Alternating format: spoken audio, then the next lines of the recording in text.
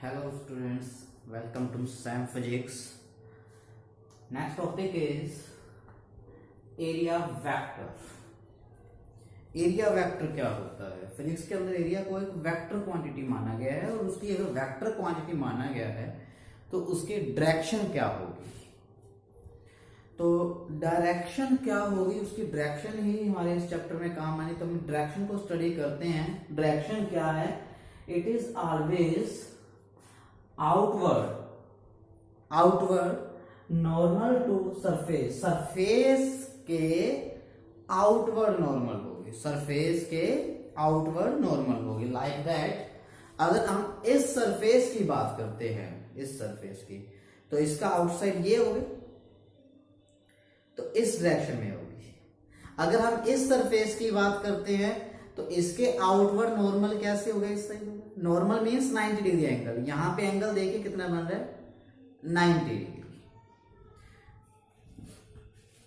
90 degree, तो outward normal 90 degree बनेगा। अगर हम स्मॉल सरफेस के लिए करते हैं तो साथ में क्या लग जाएगा? ds हो जाएगा। तो स्मॉल सरफेस की डायरेक्शन आ जाएगी। टोटल की निकालनी है तो s, अगर स्मॉल की निकालनी है तो ds। ऐसे ही हम स्फीयर का भी देखते हैं। स्फीयर का, स्फीयर के अंदर क्या होगी? इस पॉइंट पे जैसे मुझे डायरेक्शन निकालनी है तो नॉर्मल कैसे होता है स्फीयर पर? स्फीयर पे नॉर्मल कैसे आता है? सेंटर से उस पॉइंट पे चले जाओ जिस पॉइंट पे हमें नॉर्मल लेना है। जैसे इस पॉइंट पे चाहिए तो ये नॉर्मल हो गया, इस पॉइंट पे चाहिए ये नॉर्मल हो गया। कैसे हम करते हैं? जैसे ये देखिए, यहां से इस पॉइंट पे मुझे नॉर्मल चाहिए तो इसका टेंजेंट ये नॉर्मल कितना डिग्री एंगल है? 90 डिग्री एंगल है। इस पॉइंट पे चाहिए तो टेंजेंट ये नॉर्मल ये, तो ये 90 डिग्री है। इस पॉइंट पे चाहिए टेंजेंट ये नॉर्मल होगी।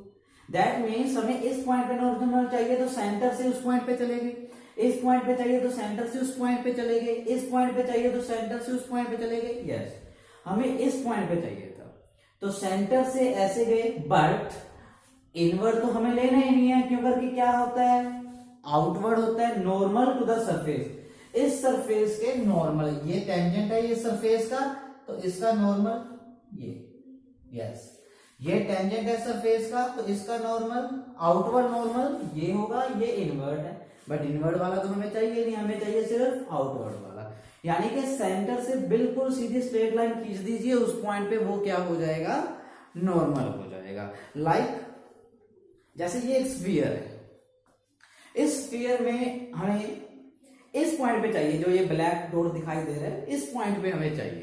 तो हम क्या करेंगे? सेंटर से बिल्कुल ऐसे सीधा, सेंटर से आएंगे बिल्कुल ऐसे सीधा। This is ds। अगर हमें इसी एक सरफेस का, छोटे से सरफेस का निकालना है, इस छोटे से सरफेस का निकालना है तो ds। इसका निकालना है तो सेंटर से सेंटर अंदर है, सेंटर से ऐसे बिल्कुल। इसका निकालना है सेंटर से ऐसे। ये स्मॉल ds बने हुए हैं, तो आप किसी भी स्मॉल सरफेस के ऊपर निकाल सकते हैं। तो उसके एरिया वेक्टर की डायरेक्शन अब समझ में आ गई होगी। इससे ज्यादा अच्छा समझ में आया होगा, इससे ज्यादा इमेजिनेशन हुई होगी। तो this is the direction of ds। तो direction of area vector outward normal to the surface. Next topic is electric flux. Electric flux जहां पे भी आ जाए, means number of lines pass करेंगे। कौन सी लाइंस पास करेंगे सरफेस के अंदर से, वो वर्ड आगे लगा होगा। इलेक्ट्रिक लगा तो इलेक्ट्रिक फील्ड लाइंस पास करेंगे। मैग्नेटिक होगा तो मैग्नेटिक फील्ड लाइंस पास करेंगे, वो भी नेक्स्ट चैप्टर्स में जाके आगे आएगा। तो इलेक्ट्रिक फ्लक्स क्या है? Total number of electric field lines का, इलेक्ट्रिक फील्ड लाइंस का पास करना सरफेस से क्या कर जाना? पास कर जाना। कैसे? कितने डिग्री एंगल पे? नॉर्मली 90 पे। Normal means 90। तो नॉर्मली लाइंस का किसी भी सरफेस से पास करना। जैसे ये हमारे पास एक फ्रेम है, बस बीच में खाली है, तो सरफेस से ऐसे जाएंगी लाइंस और इधर से ऐसे बाहर जाएंगी। तो लाइंस का पास कर देना, that is electric flux. Like ये इलेक्ट्रिक फील्ड लाइंस जा रही हैं, ये सरफेस है, इस सरफेस के अंदर से जा रही है, 3D में बनाया हुआ थोड़ा सा ध्यान से, तो इस सरफेस के अंदर से जा रही हैं। सपोज करते हैं कि फ्लक्स कब ज्यादा होगी, कब कम होगी, इसको देखना थोड़ा ध्यान से। अगर इलेक्ट्रिक फील्ड को स्ट्रॉन्ग कर देंगे, अगर इलेक्ट्रिक फील्ड को स्ट्रॉन्ग कर देंगे तो क्या होगा, ये लाइन के बीच का गैप कम हो जाएगा। अगर लाइन के बीच का गैप कम होगा तो इस सरफेस के अंदर से ज्यादा लाइंस पास होंगी कि कम लाइंस पास होंगी, ज्यादा होंगी। सर लाइन, ये गैप कम होगा, ये वाली लाइन भी इसके अंदर आ जाएगी। अगर गैप कम होगा तो ये वाली लाइन भी इसके अंदर आ जाएगी। अभी 3 हो रही है, फिर 5 पास होने लग जाएंगे, तो लाइंस बढ़ जाएंगे। और लाइन ही क्या है, सरफेस में से पास करना, that is flux. That means अगर इलेक्ट्रिक फील्ड स्ट्रॉन्ग करेंगे तो फ्लक्स क्या होएगी, इंक्रीज होएगी। सिंपल सी बात है। दूसरी बात आती है सरफेस। अगर एरिया ही बढ़ा देंगे हम, एरिया ही ऐसे ले लें, एरिया बढ़ा दें तो भी लाइंस क्या पास करेंगी, ज्यादा पास करेंगी। दैट मीन्स फ्लक्स क्या हो गया, फ्लक्स को रिप्रेजेंट करते हैं फाई से। अगर हम इलेक्ट्रिक फील्ड को बढ़ाएंगे, स्ट्रॉन्ग करेंगे, तो उनके बीच का गैप कम हो जाएगा इलेक्ट्रिक फील्ड लाइंस का। हम प्रॉपर्टीज में पढ़ के आए हैं ये बात, तो इनकी लाइंस ज्यादा पास करेंगी। और अगर हम सरफेस को इंक्रीज करेंगे तो भी क्या हो जाएगा, फ्लक्स इंक्रीज हो जाएगी। दैट मीन्स दोनों के लिए डायरेक्टली प्रोपोर्शनल है। अगर हम स्मॉल सरफेस के लिए निकालते हैं, फिर टोटल के लिए निकाल लेंगे तो उसका इंटीग्रेशन कर देंगे। तो स्मॉल सरफेस के लिए कैसे निकालेंगे, ये स्मॉल सरफेस है, स्मॉल सरफेस के लिए ये जो डायरेक्शन होगी ds, that direction is ds। तो d फाई स्मॉल सरफेस की फ्लक्स, इतने सरफेस के थ्रू फ्लक्स, तो d फाई होगी। और टोटल के लिए हम क्या कर देंगे, उसका इंटीग्रेशन कर देंगे। तो स्मॉल सरफेस की d फाई आ गई, इलेक्ट्रिक फील्ड बढ़ेगा तो भी फ्लक्स बढ़ेगी, एरिया बढ़ेगा, अगर एरिया बढ़ेगा तो भी फ्लक्स इंक्रीज होगी। Now total flux through the surface, total flux कितनी हो जाएगी इस सरफेस के थ्रू, हम दोनों साइड क्या कर देंगे, इंटीग्रेशन कर देंगे। E ds, this is the total surface. इस टोटल का सरफेस एरिया जितना भी है वो यहां पे आ जाएगा। नाउ यूनिट कर लेते हैं। यूनिट क्या होंगे, इलेक्ट्रिक फील्ड के क्या बताया था, इलेक्ट्रिक फील्ड के क्या बताए थे, फोर्स बाय में चार्ज, तो न्यूटन पर कूलम। लास्ट वीडियो के अंदर बताया इलेक्ट्रिक फील्ड के न्यूटन पर कूलम, और एरिया के मीटर स्क्वायर, तो न्यूटन मीटर स्क्वायर पर coulomb. Units of flux, units of flux. Now तो इसका केस करते हैं इलेक्ट्रिक फ्लक्स का। अभी तक तो क्या था, हमारे पास सरफेस ऐसे था और इसके अंदर से लाइंस कैसे पास कर रही थी, ऐसे पास कर रही थी। अब सपोज कीजिए दोनों के बीच में एंगल 0 था, पहले इलेक्ट्रिक फील्ड और ds, इलेक्ट्रिक फील्ड भी ऐसे लाइंस ऐसे थी इलेक्ट्रिक फील्ड की, और ds ऐसे था, तो एंगल कितना था, 0। अब सपोज कीजिए या तो सरफेस ऐसे कर दे तो ds कैसे हो जाएगा, अगर सरफेस ऐसे कर दिया तो ds ऐसे हो जाएगा, बट इलेक्ट्रिक फील्ड कैसे है, ऐसे है, तो दोनों के बीच में एक एंगल क्रिएट हो गया। ds ऐसे नॉर्मल टू द सरफेस होता है आउटवर्ड, और इलेक्ट्रिक फील्ड ऐसे, दोनों के बीच में एक एंगल क्रिएट होगा। या फिर दूसरा केस, अगर हम इसको ऐसे रखें और इलेक्ट्रिक फील्ड लाइंस ऐसे कर दें, इलेक्ट्रिक फील्ड लाइंस ऐसे स्लोप की फॉर्म इस साइड ऐसे, कि इलेक्ट्रिक फील्ड लाइंस ऐसे पास कर रही है, तो एरिया वेक्टर कैसे रहेगा, ऐसे रहेगा।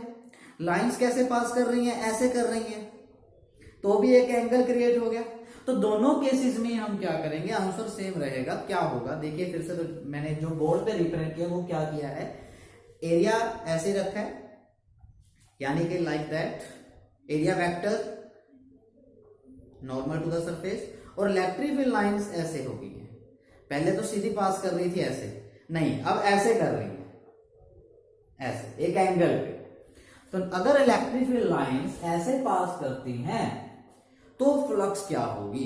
तो देखिए बेटा, हमारी डेफिनेशन क्या कहती थी फ्लक्स की, इलेक्ट्रिक फील्ड लाइंस का पास करना, पास तो कर रही हैं, बट कैसे पास करना, ये भी ध्यान देने वाली बात थी। नॉर्मली 90 डिग्री पे पास करेंगी। बट ये तो 90 डिग्री पे तो नहीं पास कर रही, एक एंगल पे पास कर रही है। तो 90 डिग्री पे कौन सी पास करेंगे? इलेक्ट्रिक फील्ड एक कैसी क्वांटिटी है? वेक्टर क्वांटिटी है, स्लोप की फॉर्म में आ गई सरफेस के लिए, तो उसके हम क्या करेंगे? दो कंपोनेंट करेंगे हम। तो देखिए बेटा जी, ये सरफेस ऐसे है और इसमें से ऐसे पास कर रही है, तो इसके दो कंपोनेंट हम करेंगे। एक कंपोनेंट तो ये हो गया और एक कंपोनेंट ये हो गया। दो रेक्टेंगुलर कंपोनेंट्स करेंगे इसके इलेक्ट्रिक फील्ड के, एक कंपोनेंट ये और एक कंपोनेंट ये। तो ये वाला कंपोनेंट इसके अंदर से, सरफेस के अंदर से क्या पास कर रहा है? नॉर्मली पास कर रहा है। इसी के साथ एंगल कितना है? थीटा। तो ये कंपोनेंट की वैल्यू क्या होगी? ई कोस थीटा। ई कोस थीटा। देखिए ये इलेक्ट्रिक फील्ड ऐसे था, सरफेस बिल्कुल सीधा है, इसका एक कंपोनेंट ये हो गया और एक कंपोनेंट ये हो गया, लाइक दैट। तो ये कंपोनेंट हो गया, ये वाला एंगल थीटा है, तो इसकी वैल्यू क्या होगी इस कंपोनेंट की? Resultant into cos theta. E इसकी वैल्यू है तो E into cos theta, E into sine theta. लेकिन ई कोस थीटा ही इस सरफेस के अंदर से क्या कर रहा है? पास, नॉर्मली पास कर रहा है। ये वाला कंपोनेंट इसके अंदर से, सरफेस के अंदर से पास क्या कर रहा है? नॉर्मली। तो ई कोस थीटा लेंगे हम। तो देखिए normal component of electric field through the surface, surface के नॉर्मली ई का कौन सा कंपोनेंट पास कर रहा है? ये वाला। और जिसके साथ थीटा होता है वो कोस कंपोनेंट होता है, ई कोस थीटा। तो ई एंड नॉर्मल कंपोनेंट की वैल्यू क्या हो जाएगी? E cos theta into D S, into D S. तो आंसर क्या आ गया? E D S cos theta. Total flux क्या आ जाएगी?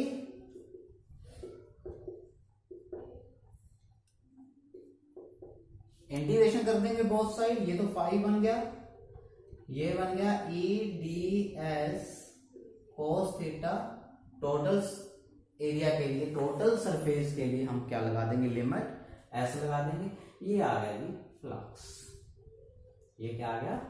फ्लक्स आ गया टोटल सरफेस के लिए व्हेन इलेक्ट्रिक फील्ड और area vector are at general angle. तब हमारे पास जो फ्लक्स होगी वो क्या होगी? E dS cos theta for small surface, for total surface के लिए एडीएस कोस थीटा का इंटीग्रेशन। नाउ अब आपको ये भी पता होगा A vector dot B vector किसके इक्वल होता है? A B cos theta, A B cos theta. तो ए बी कोस थीटा को हटा के हम दोनों के बीच में डॉट प्रोडक्ट भी लिख सकते हैं, ए वेक्टर डॉट बी वेक्टर। +1 में हम करते हैं वेक्टर चैप्टर में। दैट मीन्स इसको ऐसे भी लिख सकते हैं, E vector dot DS vector, E vector dot DS vector.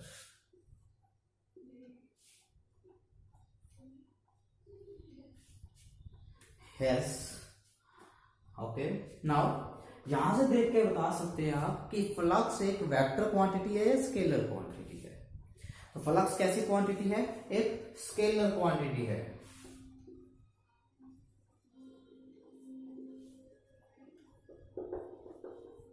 क्यों? दो वेक्टर्स की, इलेक्ट्रिक फील्ड भी एक वेक्टर क्वांटिटी, एरिया भी एक वेक्टर क्वांटिटी। दो वेक्टर क्वांटिटी की डॉट प्रोडक्ट, दो वेक्टर क्वांटिटी की डॉट प्रोडक्ट कैसी क्वांटिटी होती है? स्केलर क्वांटिटी होती है। और वैसे ही फ्लक्स की डेफिनेशन से क्या पता लग रहा है? नंबर ऑफ लाइन, नंबर 5 6 7 10 13, ये कभी भी आपके नंबर जो हैं वो वेक्टर में होंगे, यूनिक होती है डायरेक्शन। ओके, तो स्केलर क्वांटिटी, दो वेक्टर क्वांटिटी की dot product is a scalar quantity.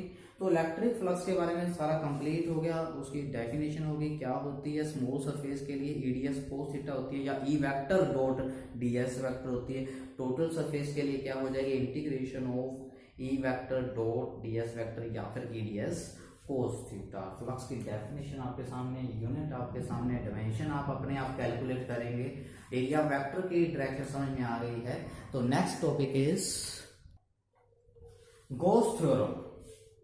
तो गॉस थ्योरम क्या है, बहुत ही इंपॉर्टेंट थ्योरम, डेफिनेशन इसकी पूछी जाती है एग्जाम्स के अंदर, और साथ में एक एप्लीकेशन भी पूछी जाती है, तो बहुत ही इंपॉर्टेंट है गॉस थ्योरम और इसकी एप्लीकेशन। तो गॉस थ्योरम की डेफिनेशन देखिए पहले, the surface integral of, the surface integral of electric field, integral of electric field, the surface integral of electric field through the closed surface, through the closed surface, closed surface के लिए हम integration पे ये एक छोटा सा bubble बना देंगे। इंटीग्रेशन के बीच बबल क्या रिप्रेजेंट करता है, क्लोज है सरफेस, सरफेस कैसा है, क्लोज, इज 1 में एप्सिलॉन नॉट टाइम्स द, किसके इक्वल है, किसके इक्वल होगा ये, 1 में epsilon not times the net charge, charge नहीं नेट चार्ज, क्वेश्चन करेंगे तो पता लगेगा इसकी इंपॉर्टेंस क्या है। तो नेट चार्ज एंड क्लोज, यानी कि क्लोज सरफेस जो होगा उसके अंदर वाला चार्ज कंसीडर करेंगे, बाहर वाला नहीं है, सिर्फ क्लोज सरफेस के अंदर वाला, और वो भी कैसा, एक चार्ज नहीं, नेट चार्ज, वो भी कैसा, net charge by the enclose by the closed surface. तो 1 में epsilon not times the net charge, कौन सा चार्ज, जो उसके अंदर होगा, क्लोज सरफेस के एनक्लोज मीन्स अंदर होगा। तो देखिए बेटा जी, ये किसकी डेफिनेशन है, देखिए ऐसा लगता है लास्ट टॉपिक में किया हुआ, देखा लग रहा है, तो यही क्या है, फ्लक्स भी तो है, फ्लक्स। तो इसकी डेफिनेशन एक और हो सकती है, क्या, total flux through the closed surface, total flux through the closed surface is equal to the 1 में epsilon times the charge enclosed, total flux through the closed surface is equal to the 1 में epsilon times the charge enclosed by the closed surface।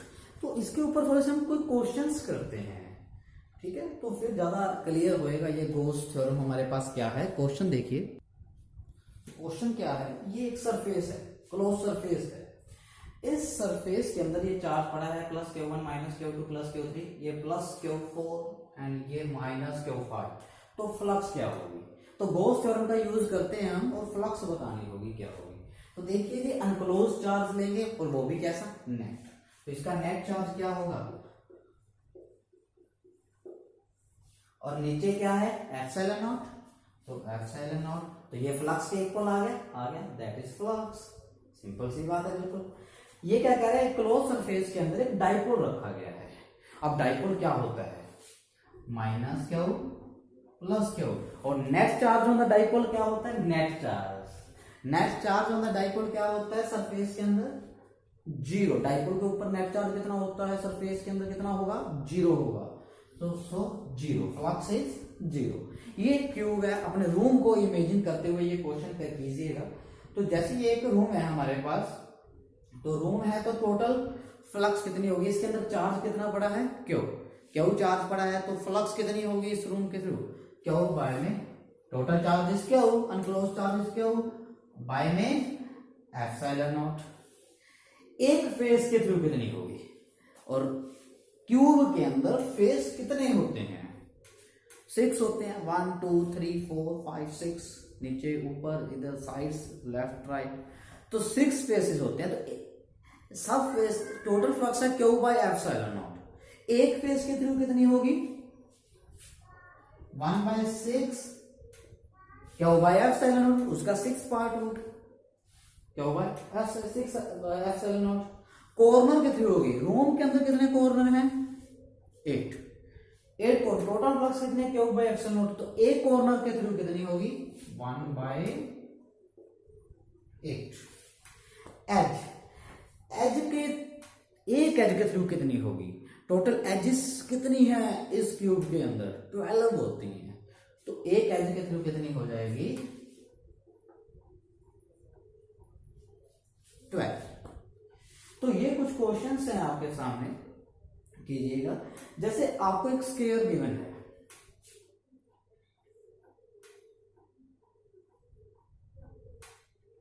ये एक square given है, square नीचे पड़ा है ऐसे, एक स्केयर गिवन है, कहता है यहाँ पे 5 सेंटीमीटर ऊपर एक चार्ज पड़ा है, क्या पड़ा है, एक चार्ज। तो कहता है इस स्केयर के थ्रू फ्लक्स कितनी होगी, एक स्केयर के थ्रू फ्लक्स कितनी होगी। तो बड़ा ही ध्यान से ये क्वेश्चन करना है, इमेजिनेशन एनसीईआरटी एक्सरसाइज के अंदर भी मिल जाएगा। यहां पड़ा चार्ज और ये स्केयर है, तो देखिए इसका कंप्लीट कीजिए, इमेजिनेशन कीजिए, इसको क्यूब बना लीजिए। तो क्यूब ऐसा बन जाएगा, ये उसका स्केयर है नीचे और ये 5 सेंटीमीटर ऊपर एक चार्ज पड़ा है, तो ये एक पूरा क्यूब बन गया। अब ये स्केयर उस क्यूब का क्या होगा, एक फेस होगा। ये इस क्यूब का ये नीचे वाला बेस जो है, उस स्केयर जो है, तो ये क्या होगा, एक फेस होगा। तो एक फेस, इसके एक फेस के थ्रू दैट मीन्स हमने क्या निकालनी है, फ्लक्स निकालनी है। ये चार्ज पड़ा था स्केयर है, स्केयर के थ्रू फ्लक्स कितनी होगी, इसका एक क्यूब बना लीजिए इस फेस के थ्रू, यानी कि एक फेस बन गया, इस फेस के थ्रू कितनी होगी, क्यू बाय में एप्सिलॉन नॉट, एक फेस के थ्रू होगी तो 1/6, क्योंकि क्यूब के अंदर 6 फेसेस हैं। तो ये क्वेश्चंस हो गए हैं गॉस थ्योरम और इलेक्ट्रिक फ्लक्स के। यस, तो अब हम करेंगे proof of Gauss theorem and applications of Gauss theorem in the next video के अंदर। तो अगर ये वीडियो पसंद आए तो आप लाइक जरूर कीजिएगा। Thank you.